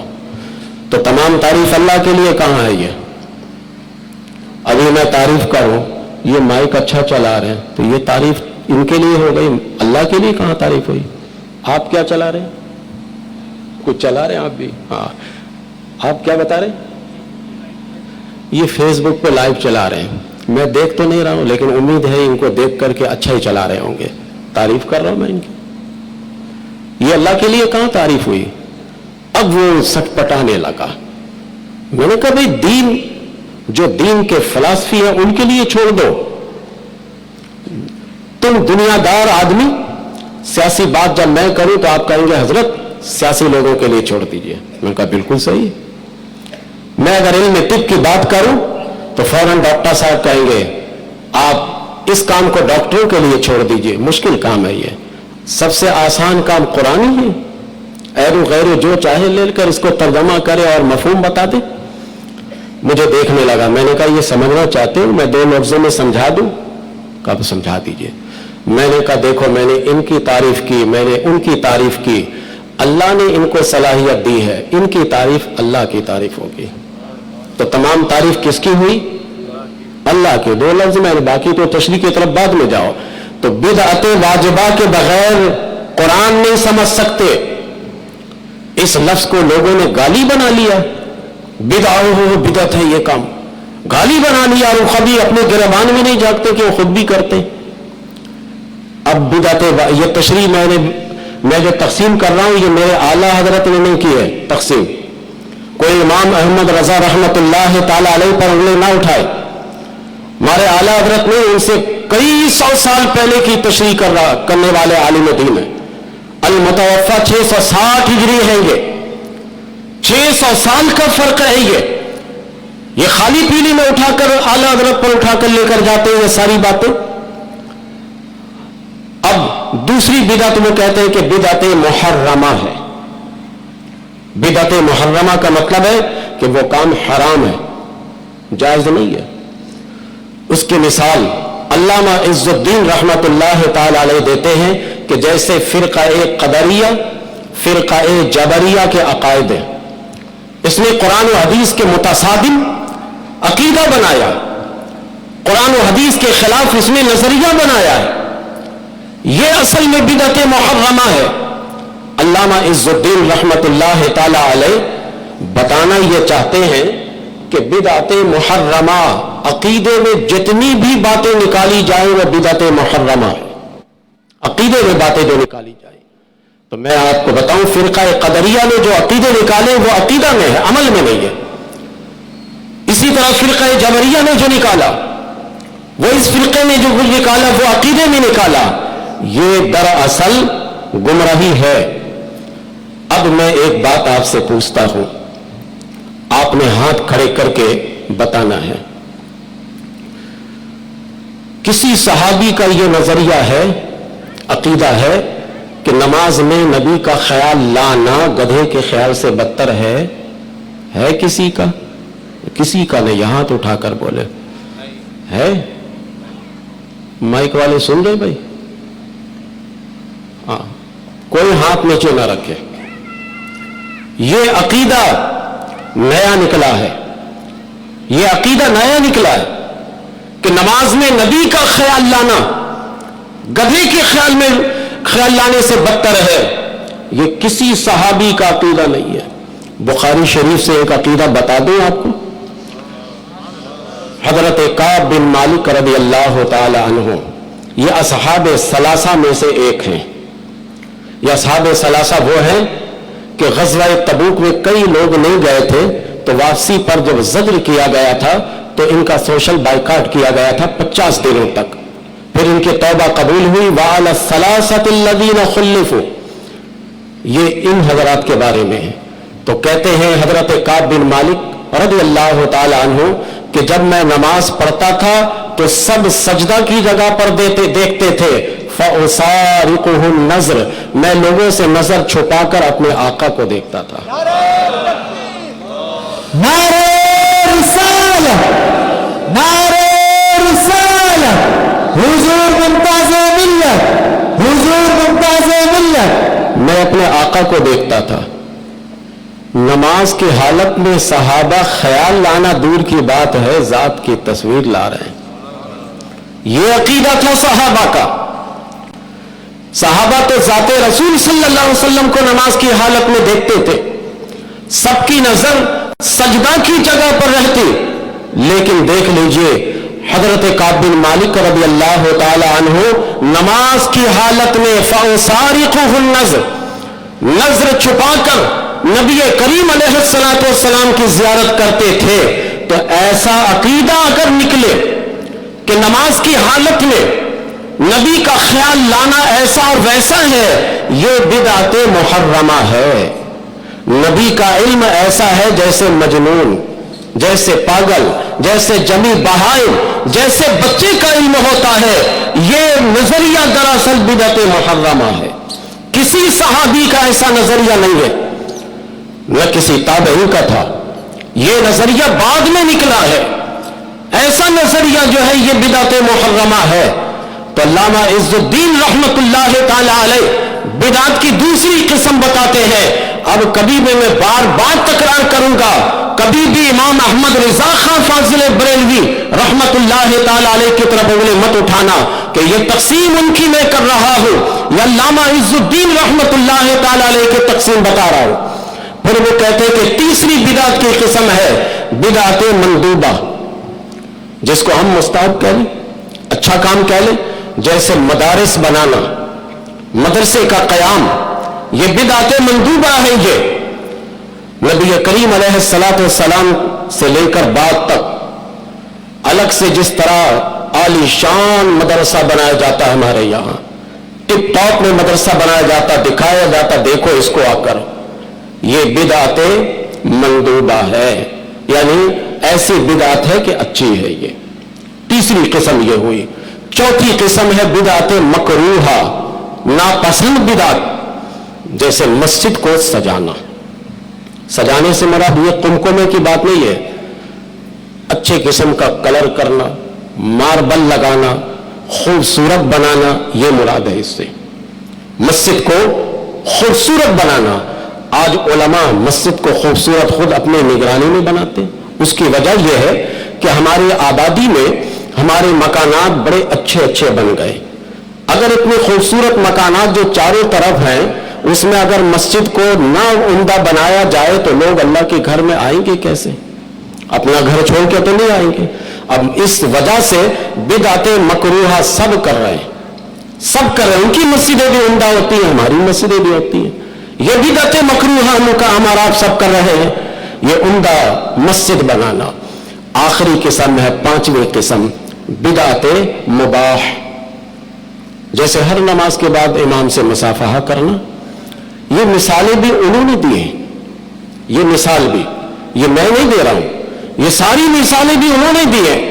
علامہ عز الدین رحمت اللہ تعالی علیہ نے یہ 5 بدعت کی تقسیم کے بعد اب ہمارا ذہن کھل جانا چاہیے کہ ہم اور آپ جو کام کرتے ہیں اسے ایک ہی بدعت کی نظر میں یہ حضرات دیکھتے ہیں، ایک ہی نظر سے یہ دیکھتے ہیں، اور دیکھ کر جب ہمیں اور آپ کو کہتے کہ بھئی یہ کام بدعت ہے، ڈر جاتے ہو۔ اب آپ ہمت پکڑیں گے، کبھی کوئی ایسا آدمی کہے کہ تمہارا یہ کام بدعت ہے تو آپ کہیے گا مولوی صاحب کون سی بدعت ہے، کون سی بدعت ہے؟ وہ کہے گا ہم تقسیم اقسیم نہیں مانتے، تو کہے گا آپ نہیں مانتے بڑے بڑے اماموں کو، تو ہم آپ کی بات کیسے ماننے جائیں؟ ہم آپ کی بات کیسے ماننے کے لیے جائیں گے؟ آپ کون سے عرش پر بیٹھنے والے ہیں؟ آپ کا علم کتنا ہے؟ القواعد الکبریٰ جب پڑھیے گا تو ہل کر رہ جائیے گا، کتنے بہترین اور شاندار کتاب ہے یہ 2 جلدوں میں، ایسا امام لکھے اور آپ کہتے نہیں مانتے۔ آگے چل کر علامہ علی قاری رحمت اللہ تعالی علیہ نے المرقات المفاتی میں بھی یہ 5 تقسیمیں کی ہیں. آگے چل کر علامہ ابن عابدین بھی ان 5 قسمیں کو فتاوی شامی میں لکھتے ہیں. آپ ان بڑے حضرات سے بھی بڑے بن گئے. کیا آپ کہتے نہیں مانتے؟ فوراً کہیے گا کہ بھائی پہلے یہ تو بتاؤ کہ کس بدعت کی بات کر رہے ہو. اب یہ دونوں فریق کا جو نظریہ تھا اس نظریہ کو بھی بتایا اور اس کے بعد ان کے دلائل بھی بتائے. اب ہمارے ذمہ ایک قرض باقی ہے کہ پہلا جو نظریہ تھا اس کا جواب ہمیں آپ کو بتانا ہے کہ جنہوں نے کہا تھا کہ تمام بدعت گمراہی ہے، کسی بدعت کی گنجائش نہیں ہے، یہ حضرات بڑے نیک تھے اور دوسرے حضرات بھی بڑے نیک تھے. یہ ہم اور آپ ہیں جو ایک نظریہ کو لے کر دوسرے کو بس بالکل جا کر گندے نالے میں ڈالنا چاہتے. یہ حضرات بڑے نیک تھے. اب پہلے نظریہ کے مطابق ان کی دلیل تھی الیوم اکملت لکم دینکم واتممت علیکم نعمتی. اس کا جواب پہلا نظریہ رکھنے والے ہیں، اس کا جواب دوسرے نظریہ والے یہ دیتے ہیں کہ بھئی اس سے مراد یہ ہے کہ آج کے دن دین کے اصول مکمل ہو گئے، اب کوئی اپنا اصول بنا نہیں سکتا. اب قیامت تک پیش آمدہ مسائل کا حل انہی اصول کے تحت حل کرو گے، انہی کے ذریعے سے تم اس کو حل کر سکتے ہو. اصول کی اجازت آپ کسی کو نہیں ہوگی. الیوم اکملت لکم دینکم، آج کے دن تمہارا اصول مکمل کر دیا، دین کا اصول تمہارا مکمل ہو گیا. اگر یہ کوئی نہیں مانتا تو میں ایک مثال سے گزارتا ہوں. یہ پہلے فریق کو دوسرے فریق جواب دے رہے ہیں. مثال یہ ہے کہ اگر دین مکمل ہے، اصول نہیں مانتے آپ، تو ذرا ایک مسئلہ ہے جس کو کہ فقہ میں فاقد الطہورین کہا جاتا ہے. ایک شخص ایک ایسے جگہ پر جا کر پھنس گیا جیسے جہاز وہ اغوا ہو گیا، اس میں جو شخص تھا پانی ختم ہو گیا. اب پانی بھی جہاز میں نہیں ہے، مٹی بھی نہیں ہے. طہارت کے لیے 2 چیزیں ہیں، یا تو پانی سے طہارت حاصل کرو، اگر پانی نہیں ہے تو مٹی سے تیمم کرو. طہارت کی یہی 2 صورت ہے. وضو بھی اگر کرنا ہے پانی سے کر لے، اگر پانی نہیں ہے تو اس کا نائب اللہ نے مٹی کو بنایا، مٹی سے کر لو، تیمم کر لو. لیکن یہ شخص جہاز کے اندر پھنس گیا، اس کے پاس مٹی بھی نہیں ہے، پانی بھی نہیں ہے، نماز کا وقت آ گیا. ذرا سا قرآن کریم کی کوئی آیت پڑھ کر یہ مسئلہ حل کرو. حدیث کے ذخیرے میں سے کسی حدیث کو پڑھ کر یہ مسئلہ حل کرو. یہ ان کے ذمے چھوڑ دیجیے گا، کبھی نہیں حل کر سکتے. ان پر موت آ جائے پھر اللہ زندہ کرے تب بھی حل نہیں کر سکتے. کیا ایسا شخص اب نماز کا کیا کرے گا؟ اس کو دین کے اصول کے مطابق حل کیا جائے گا، جن اصول کو اللہ نے مکمل کر دیا. الیوم اکملت لکم دینکم، آج کے دن تمہارے دین کا اصول مکمل ہو گیا. اب ایسا شخص جو ایسے مقام پر ہے کہ پانی بھی اس کے پاس نہیں ہے اور مٹی بھی نہیں ہے. بڑا دلچسپ مسئلہ ہے، یہ سنیے ذرا. امام ابو حنیفہ رحمت اللہ تعالی علیہ سے یہ مسئلہ پوچھا گیا تو آپ نے فرمایا کہ ایسا شخص اس وقت تک نماز کی قضا کرے گا جب تک کہ اس کو پانی یا مٹی نہ ملے، کیونکہ نماز کے لیے وضو طہارت شرط ہے. جب شرط نہیں پائی جائے گی تو مشروط کہاں پایا جائے گا؟ دلیل بالکل صحیح ہے کہ وضو شرط ہے، طہارت شرط ہے، پانی ہے ہی نہیں، مٹی ہے ہی نہیں ہے. امام صاحب نے یہ مسئلہ کیسے بتایا؟ قرآن و حدیث کے اصول کے مطابق بتایا. اب یہی مسئلہ امام احمد بن حنبل رحمت اللہ تعالی علیہ کے پاس آیا. حضرت ایسا شخص جس کے پاس پانی بھی نہیں ہے، مٹی بھی نہیں ہے، نماز کا وقت ہو گیا، کیا کرے گا یہ؟ آپ نے فرمایا اسی حال میں وہ نماز پڑھ لے گا، طہارت اس پر ضروری نہیں ہے. انہوں نے قیاس کیا کہ جیسے وضو میں فرائض 4 ہیں، 3 دھونے کے ہیں اور 1 مسح کے ہیں. چہرہ پورا دھوتے ہیں آپ، ہاتھ کوہنیوں سمیت دھوتے ہیں آپ، ٹخنا سمیت پیر دھوتے ہیں آپ. امام احمد بن حنبل رحمت اللہ تعالی علیہ کہتے ہیں کہ کوئی ایسا شخص ہو جس کی دونوں ٹانگیں ٹخنا سے اوپر تک کٹی ہوئی ہو، تو گویا کہ یہ تیسرا فرض اس کے لیے ہے ہی نہیں. وہ وضو میں تو ہی دھوئے گا، چہرہ کو دھوئے گا، ہاتھ کو دھوئے گا، سر کا مسح کرے گا، باقی نماز پڑھے گا. جب ٹانگ ہی نہیں ہے تو وہ فرض ہی نہیں ہے اس پر. تو اسی طرح جب پانی نہیں ہے، مٹی نہیں ہے، تو وضو بھی اس پر فرض نہیں ہے. یہ امام احمد بن حنبل کیا شاندار مسئلہ بتا رہے ہیں. کہتے اس لیے وہ اسی حال میں نماز پڑھ لے گا. اس کے بعد امام مالک رحمت اللہ تعالی علیہ کے پاس یہ مسئلہ آیا. حضور یہ مسئلہ بتائیے گا کہ ایک شخص ہے ایسی جگہ پر پھنس گیا جہاں نہ پانی ہے نہ مٹی ہے، نماز کا وقت ہو گیا، کیا کرے گا؟ آپ نے فرمایا کہ نہ وہ نماز پڑھے گا اور نہ بعد میں قضا کرے گا. کہا حضور یہ کیسے؟ کہا دیکھو، جب عورت کو ماہواری آتی ہے، حیض آتا ہے، تو عورت پر نماز معاف ہے. اب طہارت کے بعد عورت پر نماز کی قضا نہیں ہے، روزے کی قضا ہے، یاد رکھیے گا. روزے کی قضا ہے، بعد میں کرے گی وہ، لیکن نماز کی قضا نہیں ہے. تو امام مالک رحمت اللہ تعالی علیہ نے فرمایا اس وقت یہ شخص اس عورت کے مشابہ ہے، لہذا نہ یہ پڑھے گا نہ قضا کرے گا. یہ امام مالک نے بتا دیا. امام شافعی رحمت اللہ تعالی علیہ کے پاس آئے، حضور ایسا شخص جو ایسے جگہ پر پھنس جائے کیا کرے وہ؟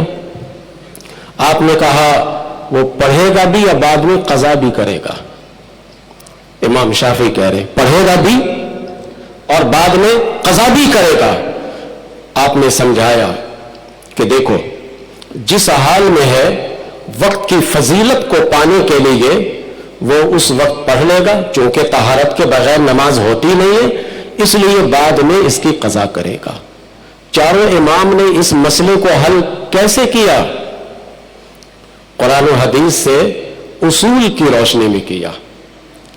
ٹھیک ہے نا؟ جس کے بارے میں اللہ کہہ رہا ہے یوم اکملت لکم دینکم، ہم نے آج کے دن تمہارے دین کو یعنی تمہارے دین کے رسول کو مکمل کر دیا. اب قیامت تک پیش آمدہ مسائل کا حل یہ چار امام ہمیں کر کے بتاتے ہیں.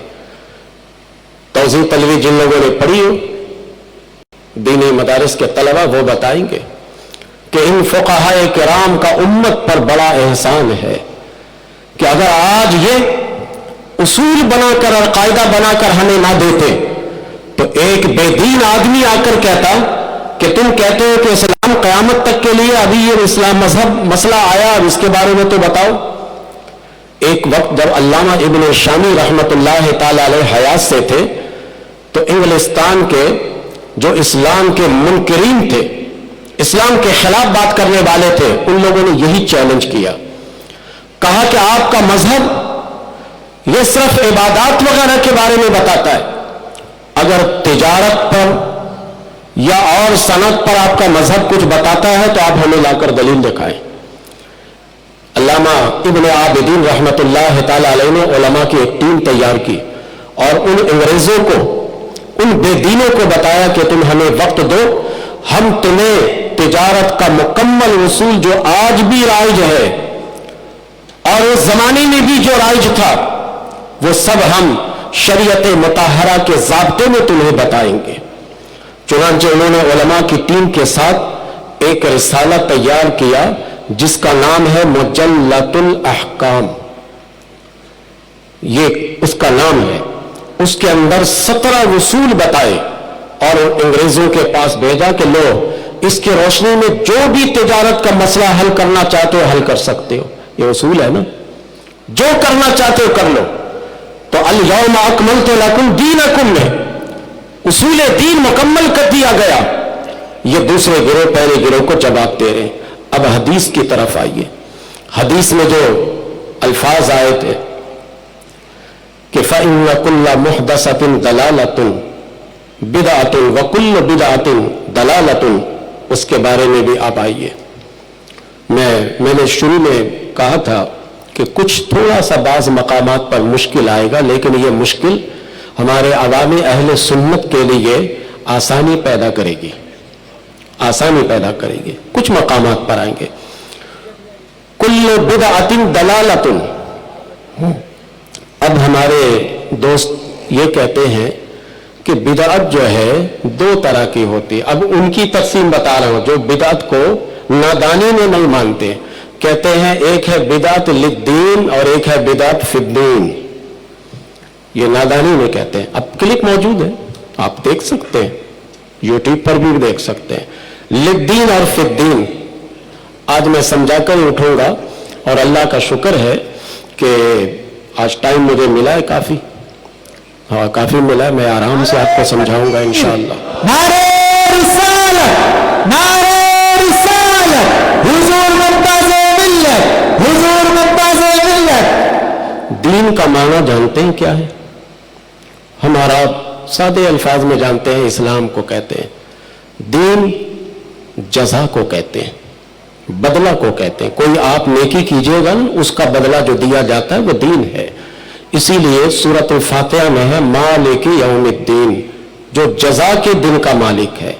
تو للدین کا معنی ہوا جزا کے لیے یعنی ثواب کے لیے, فی الدین کا معنی ہوا ثواب. یہ ہوا. اب میں مثال دے کر سمجھاتا ہوں کہ جس کام میں ثواب ہو وہ بدعت نہیں ہے انہی کے بقول, فی الدین کے وجہ سے. اور جس کام میں ثواب نہیں ہے للدین ہے, وہ کہتے ہیں کہ وہ بدعت گمراہی نہیں ہے. جس بدعت پر ثواب ملے گا وہ بدعت دلالہ نہیں ہے, اور جس بدعت کے ذریعے سے دین تک پہنچیں گے ثواب نہیں ملے گا وہ بدعت گمراہی نہیں ہے. دونوں سے ہمارا مدعا ثابت ہوگا. للدین کا معنی ہوا للثواب, اور فی الدین کا معنی ہوا فی الثواب. اب ایک مثال سے میں آپ کو گزارتا ہوں. یہ ہم اور آپ نماز جب پڑھتے ہیں تو نماز سے پہلے وضو کرتے ہیں. وضو کس کام کے لیے ہے؟ للصلاۃ ہے. ٹھیک ہے نا, وضو کس کے لیے ہے؟ للصلاۃ, نماز کے لیے ہے وضو. وضو للدین للصلاۃ.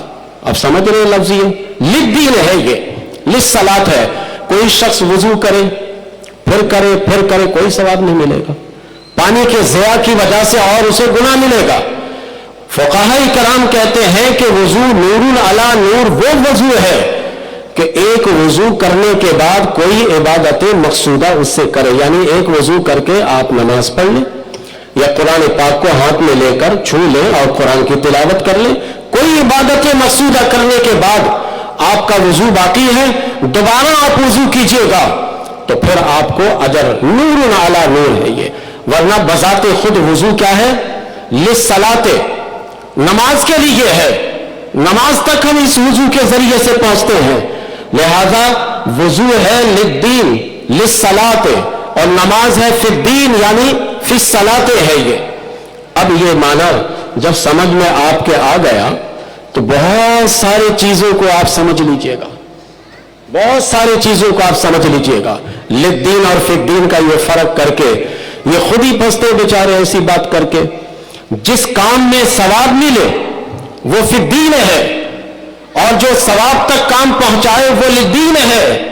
اب مجھے یہ بتائیے کہ یہ جو ہم اور آپ محفل پاک میں بیٹھے ہیں اس کا ثواب ملے گا یا نہیں ملے گا؟ ملے گا نا, فی الدین ہے یہ. اب کہتے ہیں کہ یہ بدعت, ہم اس بدعت کو منع کرتے ہیں. چلو بھائی ٹھیک ہے, کبھی میں آپ کا یعنی مخالفین سے مخاطب ہوں, آپ کے لیے کچھ سمجھانے کی وجہ سے آپ کا نام استعمال کرتا ہوں. کبھی آپ کی جب محفل ہو سیرت النبی کی تو اس محفل میں بیٹھنے والے کو ثواب ملے گا یا نہیں ملے گا؟ ملے گا نا, تو وہ فی الدین ہے نا, تو وہ بدعت ہے یا نہیں ہے؟ وہ بدعت ہے یا نہیں؟ ثواب مل رہا نا. اگر نہیں مل رہا تو للدین ہے, اور اگر مل رہا ہے تو فی الدین ہے. تو کہتے ہیں کہ ہم للدین بدعت کی مذمت نہیں کرتے, فی الدین کی مذمت کرتے ہیں. تو سیرت النبی کا جلسہ سے تو فی الدین ہے نا. سیرت النبی کا جلسہ کریں گے تو ثواب ملے گا یا نہیں ملے گا؟ کہتے ملے گا. اور یہ بدعت ہے. کسی صحابی نے سیرت النبی کا جلسہ نہیں کیا کسی صحابی نے؟ اور ریکارڈ ہے کوئی ایسا جلسہ کہ سیرت النبی کا جلسہ کسی صحابی نے کیا ہو؟ لہذا سیرت النبی کا جلسہ جب کیا چاہے تو یہ بدعت ہے, اور بدعت فی الدین ہے. اس میں ثواب آپ کے بقول ملتا ہے، تو لہذا اس بدعت کو جب سینہ سے لگاتے ہیں تو اس محفل میلاد کو کیوں نہیں سینے سے لگاتے؟ اس پہ بھی ثواب ملے گا، اس پر بھی اجر ملے گا. بس کرو بھائی، بہت ٹائم نکل جائے گا، ٹائم بچاؤ. اس پر بھی ثواب ملے گا، اس پر بھی اجر ملے گا. پھر اور آگے چلیے، میرے آقا علیہ الصلوۃ والسلام کے زمانہ نبوت میں 3 روزہ تبلیغی اجتماع نہیں ہوا. صحابہ کرام نے 3 روزہ تبلیغی اجتماع نہیں کیا. اب مجھے یہ بتائیے کہ تبلیغی اجتماع میں شریک ہونے پر ثواب ملے گا یا نہیں ملے گا؟ ان کے عقیدے کے مطابق کہیں گے ملے گا، اور کتنا ملے گا آپ تو حیران رہیے گا. آپ تو حیران رہیے گا. وہ اپنے طور پر بڑھا کر کہتے ہیں 49 کروڑ کا ثواب ملے گا. مسجد نبوی میں نماز پڑھیے گا 25,000 کا ثواب مل رہا ہے، 50,000 کا ایک قول کے مطابق ملے گا. مسجد حرام میں نماز پڑھیے گا 1 لاکھ کا ثواب ملے گا. لیکن ان کے یہاں جا کر اجتماع میں 3 روزہ میں پڑھیے گا تو 49 کروڑ کا ثواب ملے گا. یہ فی الدین بدعت ہے یا للدین ہے؟ آپ بولیے سب. فی الدین ہے نا. یہ خامخواہ ہم پر ہمارے نوجوانوں کو بے وقوف بناتے کہ جی ہم للدین بدعت کی بات نہیں کرتے، ہم تو فی الدین بدعت کی بات کرتے. تو آپ کا اجتماع فی الدین میں ہے، آپ کی سیرت النبی کا جلسہ فی الدین میں ہے، اور پھر اپنے اور پرائے سب کی بات میں کرتا ہوں. ہمارے یہاں بھی نماز مترجم نکالیے گا، اس میں نیت ملے گی، نویت ان اصلی للہ تعالی الی آخرہ، کرتے نیت. ایک ضعیف حدیث سے بھی نکال کر دکھا دیجئے کہ کسی صحابی نے اور میرے نبی نے زبان سے نیت کی ہو. ان کی کتاب میں بھی نیت چھپ رہی ہے، ہماری کتاب میں بھی نیت چھپ رہی ہے. ہمارا تو رائٹ ہے یہ، کیونکہ ہمارا تو نظریہ بدعت کے بارے میں غالیانہ نہیں ہے یہ نیت بدعت ہے. یاد رکھیے، زبان سے نیت کرنا.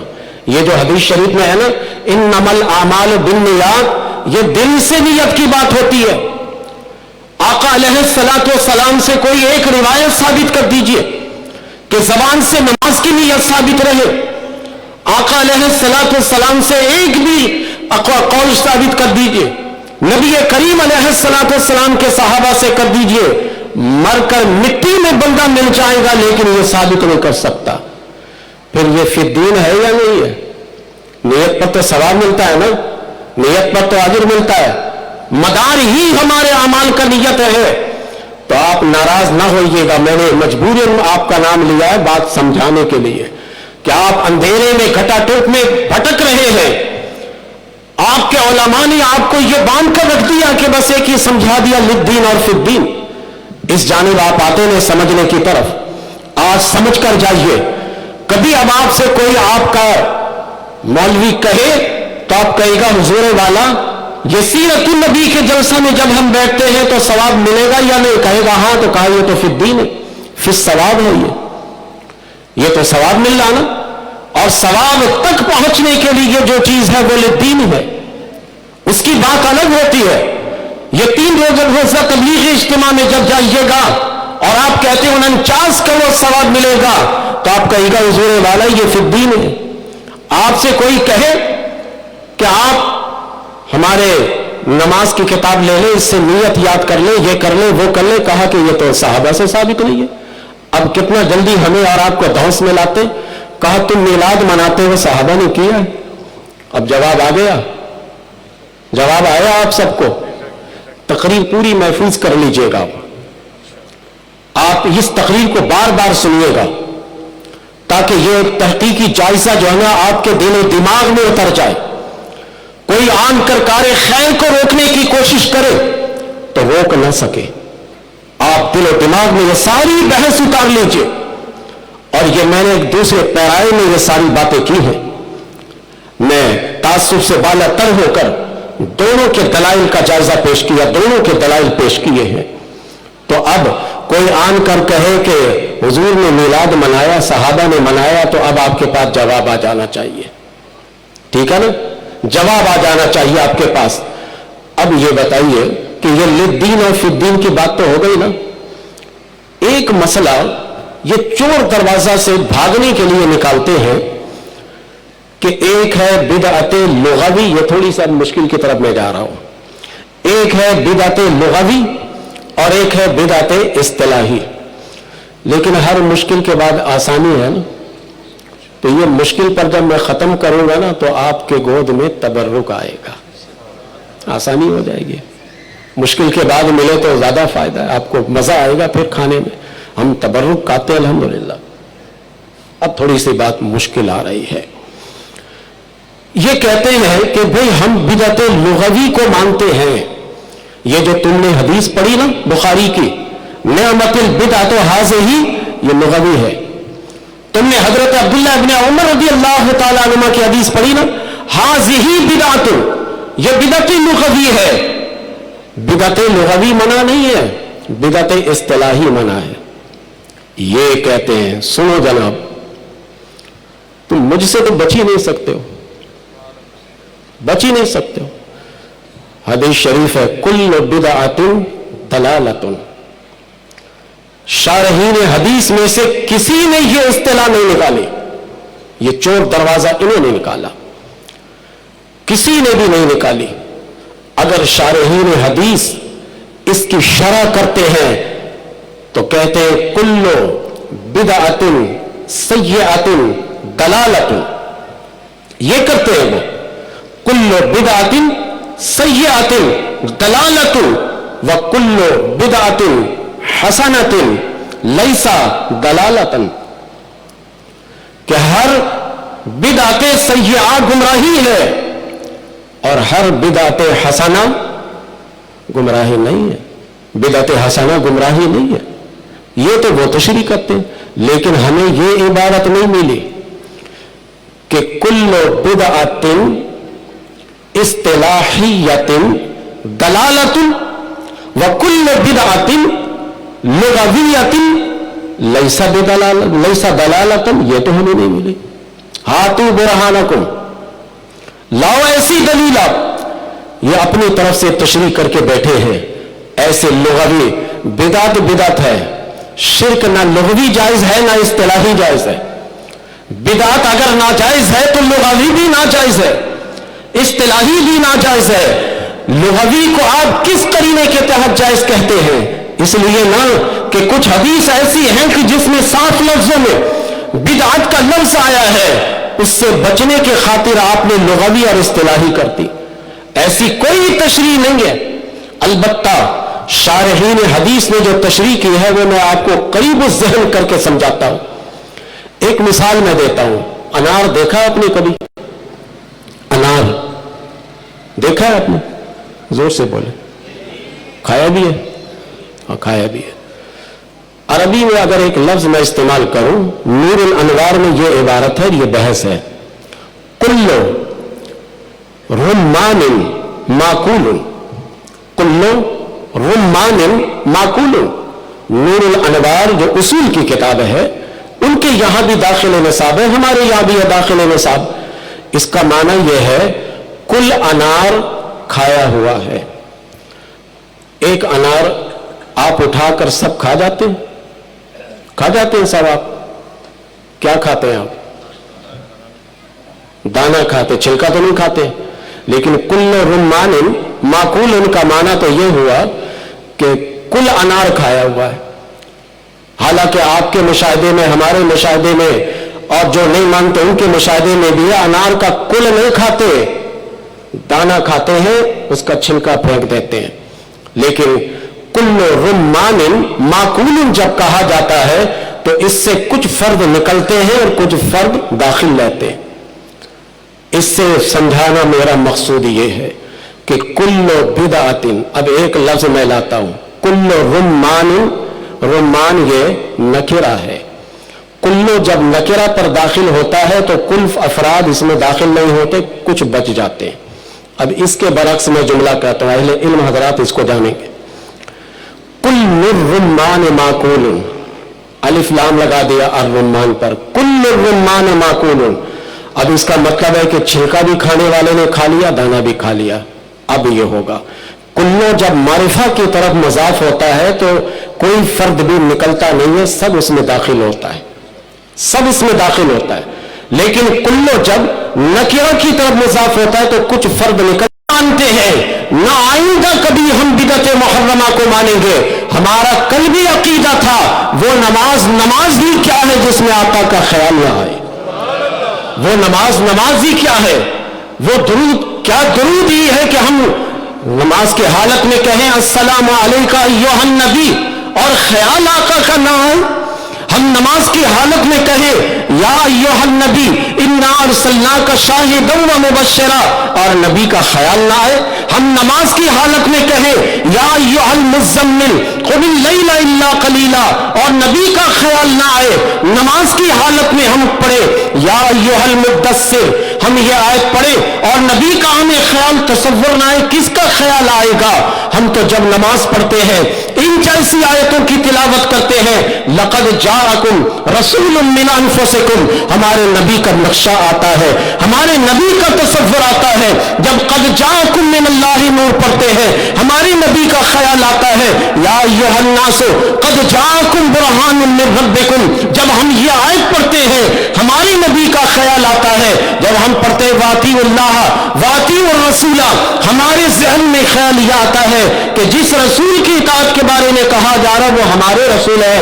या अय्युहल्लज़ीना आमनु इस्तजीबू लिल्लाहि वलिर्रसूल, जब ये आयत तिलावत करते हैं उसी नबी का ख्याल आता है। हमने कभी भी बिदअत मुहर्रमा को नहीं माना और न मानेंगे। हम तो ख्याल रसूल में नमाज अदा करते हैं, सहाबी रसूल ने यह अदा की है। हम तो इस तरह से, अब आप बिदअत को अच्छी तरह समझ के जाइए। जब कोई कहे कि ये काम बिदअत है घबरा मत जाइएगा। अब ये बिदअत का लफ्ज इतना बुरा नहीं हुआ जितना इन साथियों ने बना दिया, इतना ये बुरा ये लफ्ज नहीं है। ये बिदअत हसना, ये कौन फिरका है जो बचेगा? अब मैं और आपको बात बताऊं, अल्लामा इज़्ज़ुद्दीन बिन अब्दुल अजीज बिन अब्दुल सलाम वो कहते हैं कि बिदअत की तक़सीम करते हुए कि सवाअन काना फिल इबादात अविल आदात, चाहे ये नया काम इबादत में निकालो तब भी बिदअत है और अपनी आदत में निकालो तब भी बिदअत है। आदत क्या है? आप बैठे, आप उठे, आप चले, आप खाए, आप पिए, आदत है ये। एक बात तो ये बताइए, आदत पर सहाबा किराम रिदवानुल्लाह ताला अलैहिम अजमाइन गरीबों को खाना खिलाते थे ना? खिलाते थे ना? खिलाते थे। हम जब कहेंगे तो ये हम कहेंगे कि भाई हम गरीबों को लंगर खिलाते हैं, उनके समझाने के लिए कह रहे हैं। गरीबों को बिरयानी खिलाते थे। कोई ऐसी रिवायत है कि सहाबा ने बिरयानी खिलाई हो? ये इबादत में भी बिदअत है, आदात में भी। याद रखिए, मैं भोले से बात नहीं कर रहा हूं, तहकीक से बात कर रहा हूं कि आदत में भी ये बिदअत है। किसी एक सहाबी की रिवायत लाइए कि सहाबी ने किसी गरीब को बिरयानी खिलाई हो। आज जो मीठे का डिश आप बनाते हैं, ऐसी डिशें सहाबा ने बनाकर किसी गरीब को खिलाई है? नहीं खिलाई। तो बिरयानी खिलाना क्या है? जोर से बोले। ये कहते लिद्दीन फिद्दीन। अरे भाई, बिदअत की पूरी बहस पढ़ो, तुम्हारा दिमाग ठिकाना लग जाएगा। तुमने अमीर साहब से सुनकर लिद्दीन फिद्दीन के चक्कर में पड़े हो। उसका तो जनाजा मैंने निकाल ही दिया कि लिस सलाते, नमाज के लिए वजू करते हैं हम, ये लिद्दीन है, जजा के लिए है, लेकिन इस पर जजा नहीं मिलता। वजू करने के बाद जब नमाज पढ़ लेंगे तो फिर दिन उस पर जजा मिलेगा। तो इसी तरह ये हम जलसा करते हैं, ये हम गरीबों को खिलाते, इस पर सवाब मिलता है, तो फिर दिन ही तो हुआ ये। अब किसी सहाबी से आदात के मुताबिक, अब इबादत की बात नहीं कर रहा हूं, आदात के मुताबिक ये लोग कमी कतराते हैं। ये कभी लुग़वी और इस्तिलाही बहस की तरफ जाते, कभी ये लिद्दीन और फिद्दीन की बात करते, और कभी इबादत और आदत की बात करते। लेकिन तुम छोड़ते क्यों हो? لکھا کہ الاعتصام، امام شاطبی کی کتاب میں جو بدعت کی تعریف دو کی گئی، اس میں سے دوسری تعریف میں بھی عادات کو بدعت میں شامل کیا ہے. الاعتصام کتاب میں بھی علامہ شاطبی نے اس کو شامل کیا ہے. لہذا بریانی کسی صحابی سے کھلانا ثابت نہیں ہے. اب ان کا جب اجتماع ہوتا تو بریانی دیگ پر دیگ لے کے جاتے ہیں. کچھ ہمارے نادان لوگ بھی جانے لگتے، کل کیوں جا رہے ہیں؟ ارے سستی بریانی ملتی ہے وہاں. یہ تو کسی صحابہ سے ثابت نہیں ایسی بریانی، تم سستی بریانی کھانے جا رہے ہو. تم سستی بریانی، صحابہ نے کس صحابہ نے بریانی کھلائی؟ اب یہ کل آپ کو کہے نا نہیں اشرفی صاحب جو نا یہ دنیاوی بات پر بات کرے، نہیں، دنیاوی کو بھی اللہ حوالہ دے رہا ہوں، حوالہ. عبادات میں بھی بدعت ہے اور عادات میں بھی ہے. اب مجھے یہ بتائیے کہ آج عادات کی تو بڑی مثالیں میں دے سکتا ہوں. میں نے جو یہ باتیں کی ہیں آخر میں وہ صرف اس لیے کہ ایک مولوی صاحب جن کا علم قد بڑا چھوٹا سا ہے، بڑا چھوٹا سا، بنیال کا رہنے والا بنیالوی، اور قد کو دیکھ کر وہ اپنے قد سے کہیں زیادہ اوپر اچھل رہا تھا. یہ بنیال ہے نا پنجاب میں، وہاں کا کوئی ہے، اپنے قد سے زیادہ اچھل کر بات کر رہا تھا اور امیر دعوت اسلامی پر اعتراض کر رہا تھا. انہوں نے برجستہ یہی کہا تھا، ارے بھائی بریانی تم لوگ کھاتے ہو، بریانی بھی تو بدعت ہے. تو ان کو لگی اور وہ کلپ بنا کر اس نے یوٹیوب پہ ڈال دی. آج تو آسان ہے، یہ کلپ بنا کر ڈال دی اس نے کہ دیکھو دیکھو ان کے امیر دعوت اسلامی کو تو بدعت کے بارے میں نہیں پتا. بھائی بدعت تو عبادات میں ہوتی ہے، یہ عادات کی بات کر رہے کہ کوئی یہ کھاتا ہے کوئی وہ کھاتا ہے. اس ناسمجھ سے پوچھو کہ تم نے کتنی کتابوں کا مطالعہ کیا، تمہیں پتہ لگتا کہ امیر دعوت اسلامی نے کیا کہا ہے. انہوں نے سچ کہا یا بھی کہا تب پتہ تمہیں لگتا. میں اس لیے تمہیں بیٹھا یہ آخر کا جملہ اس لیے بتانے کہ یہ انہوں نے بالکل 100% صحیح کہا. یہ بنیالوی نے جو کہا وہ غلط کہا. وہ بدعت کی پوری بحث یا تو اس نے پڑھی نہیں یا پڑھ کر اپنے دفاع کے لیے اور کسی کو کمتر دکھانے کے لیے یہ ایسی بات اس نے کر دی، جملہ کہہ دیا. تو گویا کہ امیر دعوت اسلامی نے جو کہا کہ بدعت بریانی بھی تو ہے، یہ بالکل حق اور سچ ہے. ہاتھ اٹھا کر بولیے حق اور یہ سچ ہے. کیونکہ بدعت کے علامہ شاطبی نے جو تعریف دو کی ہے اس میں سے دوسری تعریف میں، پہلی تعریف میں صرف عبادات ہے داخل، دوسری تعریف میں عادات بھی داخل ہے، اور عادات میں کھانا پینا اٹھنا بیٹھنا سونا یہ سب داخل ہے. لہذا یہ صحیح ہے. تو تم اپنی زبان کو لگام دو اور پہلے مطالعہ کر کے. عقل مند آدمی پہلے سے کہتے تھے کہ بھائی پہلے بولنے سے پہلے سوچ لیا کرو. تو ہم تم سے یہ کہیں گے بولنے سے پہلے مطالعہ کر لیا کرو، تب کوئی بات کیا کرو. اب یہ بدعت کی ساری باتیں جو تحقیقی جائزہ میں نے آپ کے سامنے پیش کی ہے، الحمدللہ آپ کا جذبہ دیکھ کر، آپ کا تیور دیکھ کر مجھے اندازہ ہو رہا ہے کہ آپ کے سمجھ میں 70% بات تو آ گئی ہے. 70% آپ کے سمجھ میں بات آ گئی. اب یہ لفظ بدعت کو کبھی گالی مت سمجھیے گا. لفظ بدعت پر اتنا چراغ پا کبھی کسی کو ہوتے ہوئے دیکھیے گا تو ان کو نرمیت سے سمجھائیے، ملائمت سے سمجھائیے. میرے دوست بیٹھو، کون سی بدعت ہے جس سے تم بچ سکتے ہو؟ تم بھی نماز میں نیت کرتے ہو، ہم بھی کرتے ہیں. کون سا فرقہ ہے؟ بخاری شریف نبی کریم صلی اللہ علیہ وسلم کے زمانے میں چھپی نہیں. آج ختم بخاری افتتاح بخاری غیر مقلد بھی کرتے ہیں، دوسرے لوگ بھی کرتے ہیں. میں نے بتا دیے پہلے آداب. یہ ختم بخاری اور افتتاح بخاری ثواب کی نیت سے کرتے ہیں یا ثواب کی نیت سے نہیں کرتے؟ ثواب کی نیت سے کرتے ہیں نا تو فی الدین تو ہے. فی الدین کا مطلب ہی یہی ہے کہ جس کام پر ثواب دیا جائے. تو گویا کہ یہ اس بدعت سے اس بھری دنیا میں کوئی فرقہ نہ بچ سکا نہ بچے گا. کوئی نادانی میں اپنے بچاؤ کے لیے غلط تعویل کرتا ہے، کوئی وہ تعویل کرتا ہے، لیکن بچ کوئی بھی نہیں سکتا. یاد رکھیے گا کوئی فرقہ بدعت سے نہیں بچ سکتا، یہ میرا دعویٰ ہے. اور کبھی موقع ملا تو میں اس کو بھی ثابت کروں گا. لیکن ہمارے یہاں ہوتا یہ ہے کہ جب حق اور سچ بات کہیں تو اس کو منفی پہلو میں لے جا کر وہ سمجھتے ہیں کہ میں ان کے خلاف بات کر رہا ہوں.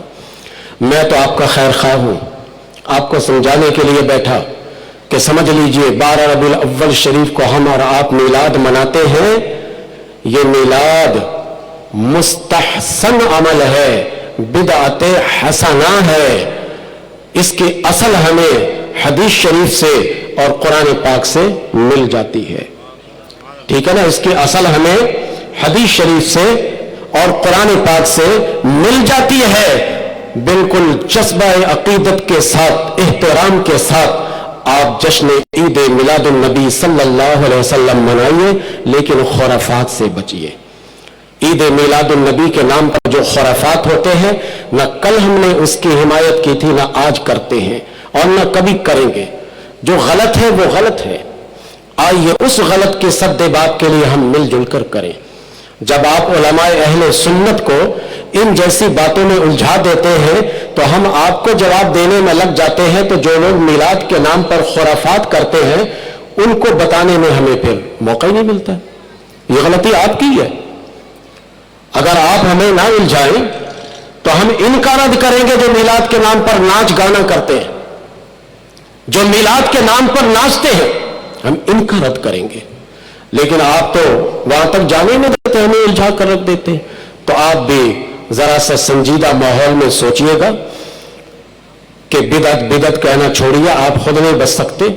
بدعت بدعت کہنا، میں پاکیزہ محفل میں کیا بتاؤں آپ کو کہ ایک فاحشہ عورت جب اس کو کوئی عورت کہتی ہے نا، ارے تو تو زانیہ ہے، تو پلٹ کر کہتی تو بھی زانیہ ہے، یعنی دونوں زنا سے نہیں بچی۔ تو اس طرح بدعت سے کون بچتا ہے؟ سب پلٹ کر اپنے آپ کو اپنے گریبان میں جھانکیے تو آپ کو صحیح معنوں میں پتہ چل جائے گا۔ اللہ تعالی ہم سب کو عمل کی توفیق عطا فرمائے۔ میں نے آپ کا بہت وقت لے لیا، لیکن اس امید سے کہ کسی صورت سے آپ کو میں بدعت کو سمجھا دوں، امید ہے کہ آپ سمجھ گئے ہوں گے۔ اللہ تعالی آپ کو محفوظ رکھنے کی توفیق دے اور ہم سب کو اس کے مطابق عقیدہ بنانے کی توفیق دے۔ وما علینا الا البلاغ المبین۔ صلاۃ و سلام کے لیے کھڑے ہو جائیں۔ یا